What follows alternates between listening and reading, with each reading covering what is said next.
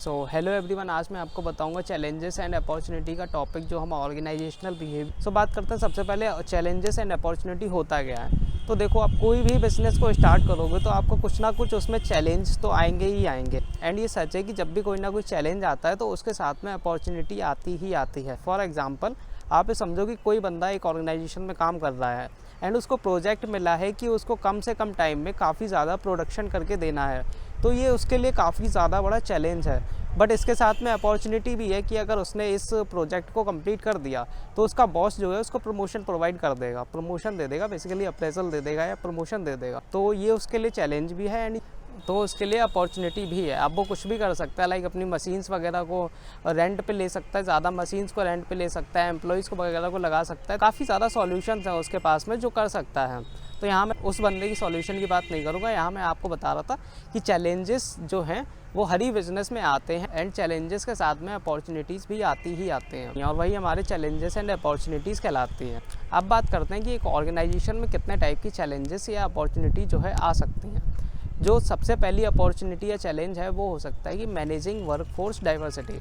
मतलब वर्कफोर्स वो होती है जो आपकी जितने भी एम्प्लॉयज़ काम कर रहे हैं एक ऑर्गेनाइजेशन में, वो वर्कफोर्स कहलाती है। तो उस वर्कफोर्स को मैनेज करने में काफ़ी ज़्यादा प्रॉब्लम हो सकती है क्योंकि डाइवर्सिटी काफ़ी ज़्यादा होती है उनमें।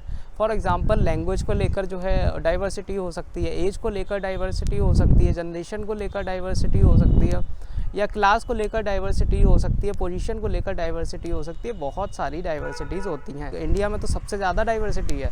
इवन आप जाओ गुजरात वगैरह के साइड या फिर गुजरात वगैरह का कल्चर अलग है, राजस्थान जाओ तो वहाँ का कल्चर अलग है। लाइक इंडिया में आप कहीं भी जाओ तो वहाँ का कहीं ना कहीं आपको टेस्ट या लैंग्वेज जो है कहीं ना कहीं अलग है। लाइक दिल्ली जाओगे तो वहाँ खड़ी बोली बोली जाती है, यूपी जाओगे तो वहाँ भी कुछ ऐसा ही है, और गाँव वगैरह में जाओगे तो वहाँ की लैंग्वेज आपको और ज़्यादा अलग मिलेगी। एंड इस डाइवर्सिटी को मैनेज करना आपके लिए काफ़ी ज़्यादा बड़ा चैलेंज होता है। बट अगर आपने इस डाइवर्सिटी को मैनेज कर लिया, आपने इस चैलेंज को कंप्लीट कर लिया, तो वही चीज़ आपके लिए अपॉर्चुनिटी भी बन जाती है। आपका ओवरऑल नाम हो जाएगा ऑर्गेनाइजेशन में, कम आपका बॉस भी आपको जानेगा एंड हो सकता है कि आपको नए नए प्रोजेक्ट मिले एंड आपको प्रमोशन मिले। तो ये आपके लिए अपॉर्चुनिटी भी है एंड ये आपके लिए चैलेंज भी है। अब बात करते हैं इसके सेकेंड चैलेंज या सेकेंड अपॉर्चुनिटी की। तो वो होती है कि productivity and quality.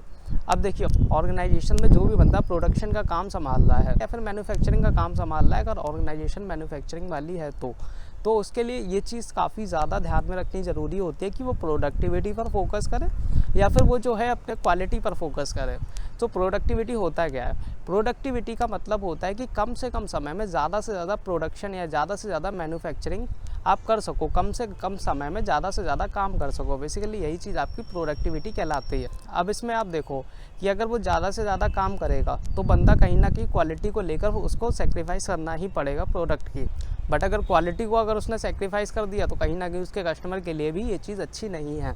That's why ये उसके लिए चैलेंज भी है एंड उसके लिए अपॉर्चुनिटी भी। अब वो उसको जैसे भी सॉल्व करे वो उसके ऊपर डिपेंड करता है। अब बात करते हैं इसके तीसरे चैलेंज या तीसरे अपॉर्चुनिटी की तरफ। तो वो होता है इम्प्रूविंग एम्प्लॉयज़ स्किल्स। मतलब जो एम्प्लॉयज़ की स्किल्स है उनको इम्प्रूव करने में आपको काफ़ी ज़्यादा मुश्किलों का सामना करना पड़ सकता है क्योंकि बहुत सारे मेंटेलिटी के बंदे होते हैं अलग अलग जगह पे। कोई कहता है कि भैया हम तो स्किल्स को इम्प्रूव करेंगे ही नहीं, हम तो आलसी ठहरे, हम क्यों अपनी स्किल्स को इम्प्रूव करें, मेरे पास जितना काम है मैं उतना ही कर पाता हूँ, या मेरे घर से रिलेटेड है। मतलब प्रोफेशनल और पर्सनल लाइफ को मिक्स कर देते हैं कुछ लोग, तो वो भी प्रॉब्लम होती है उसमें काफ़ी ज़्यादा। कोई चाहता ही नहीं है कि वो अपनी स्किल्स को इम्प्रूव कर पाए। दैट्स वाई एम्प्लॉयज़ की स्किल्स को मैनेज करना काफ़ी ज़्यादा प्रॉब्लमेटिक हो सकता है आपके लिए। ये काफ़ी बड़ा चैलेंज है, बट अगर आपने डेवलप कर लिया तो यही चीज़ आपके लिए अपॉर्चुनिटी बन जाएगी। सो अब बात करते हैं इसके चौथे अपॉर्चुनिटी या चौथे चैलेंज की तरफ। तो वो होता है कि ऑर्गेनाइजेशन में कोई भी चेंज आ रहा है। फॉर एग्जांपल, ऑर्गेनाइजेशन खुद को बड़ा कर रही है। लाइक पहले ऑर्गेनाइजेशन जो है 50,000 यूनिट का प्रोडक्शन करती थी, बट अब उसको ज़्यादा से ज़्यादा ऑर्डर आने लगे, ज़्यादा से ज़्यादा सेल होने लगी। दैट्स वाई ऑर्गेनाइजेशन ने कहा कि नहीं, अब तो हम लार्ज स्केल पर प्रोडक्शन करेंगे। तो वो जो है काफ़ी बड़ा चेंज है एक ऑर्गेनाइजेशन के लिए कि वो इतने बड़े लेवल पर प्रोडक्शन कर रही है। तो इस चेंज को मैनेज करना एक मैनेजर के लिए काफ़ी ज़्यादा प्रॉब्लमेटिक एंड चैलेंज वाली चीज़ हो सकती है। बट अगर उसने मैनेज कर लिया तो ये ऑर्गेनाइजेशन के लिए काफ़ी ज़्यादा हेल्पफुल रहेगी ये चीज़, और ऑर्गेनाइजेशन के लिए ये जो है एक अपॉर्चुनिटी बन जाएगी। अब बात करते हैं इसके पाँचवें चैलेंज या पाँचवें अपॉर्चुनिटी की तरफ। तो वो होता है कि maintain ethical behaviour between the employees. मतलब एम्प्लॉयज़ के बीच में आपको एथिकली बिहेवियर को इस्टेब्लिश करने में काफ़ी ज़्यादा प्रॉब्लम हो सकती है। उसका रीज़न है कि आजकल के माहौल या फिर आजकल के लोग जो हैं वो ऐसे हो गए हैं कि कोई भी नहीं चाहता कि हम एथिकली बिहेव करें लोगों के साथ में। किसी के साथ में भी एथिकली इतना बिहेव करना लोग पसंद नहीं करते हैं, जो कि सही नहीं है। कहीं ना कहीं हमें एथिकली काफ़ी ज़्यादा अच्छा होना चाहिए। फॉर एग्ज़ाम्पल हम सभी को पता है कि हमें काफ़ी अच्छे से लोगों के साथ में बिहेव करना चाहिए, बोलना चाहिए एंड अपने सबॉर्डिनेट्स की भी रिस्पेक्ट जो है करनी चाहिए। बट स्टिल कोई इस चीज़ को फॉलो नहीं करता है। हमें पता तो है कि एथिकली सबके साथ में बिहेव करना चाहिए, बट स्टिल हम लोग नहीं करते हैं। तो इस बिहेवियर को मेंटेन करने में काफ़ी ज़्यादा प्रॉब्लम आ सकती है एक मैनेजर को इन द ऑर्गेनाइजेशन।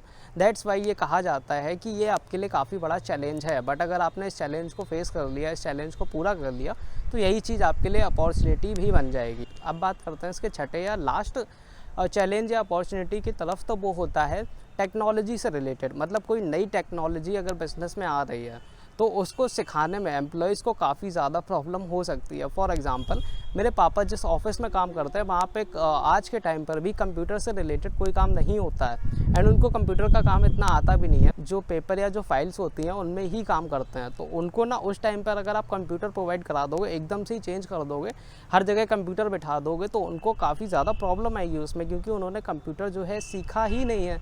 इसलिए उनको काफ़ी ज़्यादा प्रॉब्लम आएगी। कंप्यूटर अगर उनके सामने रख दिया एंड कंप्यूटर पे अगर वो टैली वगैरह पे अगर काम करते हैं, अकाउंटिंग करते हैं, तो ये चीज़ को इसको मैनेज करना, टेक्नोलॉजी वाली चीज़ों को मैनेज करना काफ़ी ज़्यादा एक प्रॉब्लमेटिक एंड चैलेंजिंग आपके लिए हो सकता है अगर आप एक मैनेजर हो तो।